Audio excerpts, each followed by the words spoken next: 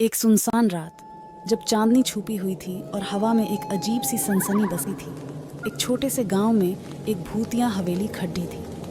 हवेली का नाम था रत्नावली महल। गांव वाले इसके साया से बचकर गुजरते थे, क्योंकि इस हवेली के चारों ओर एक अजीब सी महक महसूस होती थी जो हर किसी को डराती थी।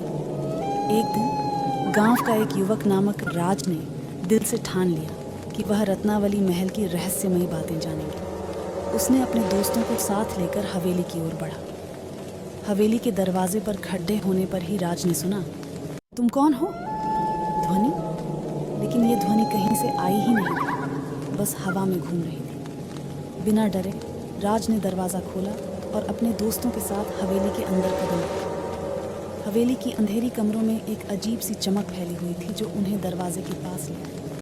राज ने धीरे से पूछा, कौन हो तुम? और तभी एक छाया उनके सामने आई, जिसने बताया, मैं रत्नावली, इस हवेली का आत्मा। रत्नावली ने अपनी कहानी सुनी, कैसे वह एक समय में गांव वालों की सुरक्षा करती थी और उनकी मदद करती थी। लेकिन एक दिन उसका समय आ गया और वह इस दुनिया को छोड़कर चली गई। उसकी आत्मा अब भी वही गांव की सुरक्षा कर रही थी, लेकिन उसकी आत्मा की महक से डर का मिजाज बन गया। राज और उसके दोस्तों ने रत्नावली से वादा किया कि वे उसकी आत्मा को शांति देंगे और उसकी कहानी को गांव के लोगों तक पहुंचाएंगे।